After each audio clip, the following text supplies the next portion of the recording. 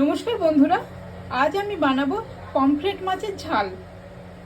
তার জন্য পমফ্রেট মাছ নিয়েছি, দুটো পেঁয়াজ কুচিয়ে নিয়েছি, একটা টমেটো নিয়েছি, ধনেপাতা, কাঁচা লঙ্কা, শুকনো লঙ্কা, মশলা নিয়েছি কাশ্মীরি লঙ্কার গুঁড়ো, জিরের গুঁড়ো, ধনের গুঁড়ো, নিয়েছি হলুদ, কালো জিরে আর তেল।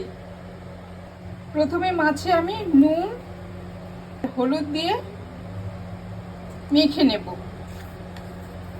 নুন হলুদ মাখানো হয়ে গেছে, গ্যাসে কড়াই বসিয়েছি।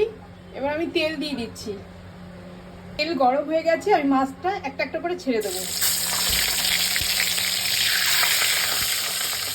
ভাজা হয়ে যাচ্ছে, আমি তুলে নিচ্ছি।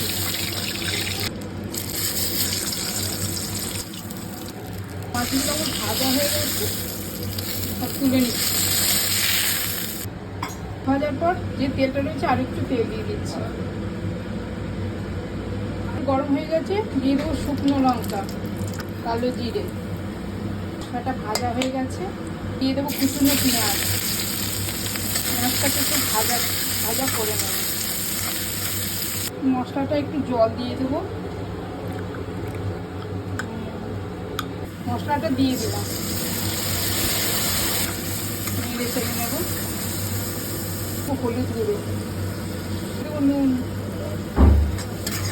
ভালো করে মশলাটা নেড়ে চেড়ে নেব। মশলাটা ভাজা হয়ে গেছে, এবার টমেটো বাটাটা দিয়ে দেবো। ভালো করে নেড়ে চেড়ে নেব। অল্প চিনি। মশলা কষানো হয়ে গেছে, এবার জল দিয়ে দেবো। জল দিয়ে দিয়েছি, এবার একটু ঢাকা দিয়ে দেবো। মাছগুলো দিয়ে দেবো, একটু ভালো করে ঝোলের সাথে ডুবিয়ে দেবো। এবার মাছগুলো একবার উল্টে দেবো। পমফ্রেট মাছের ঝাল আমার হয়ে গেছে। এবার দিয়ে দেবো ধনেপাতা কুচি, কাঁচা লঙ্কা দিয়ে দেবো। পমফ্রেট মাছের ঝাল আমার হয়ে গেছে, এবার তুলে নেব।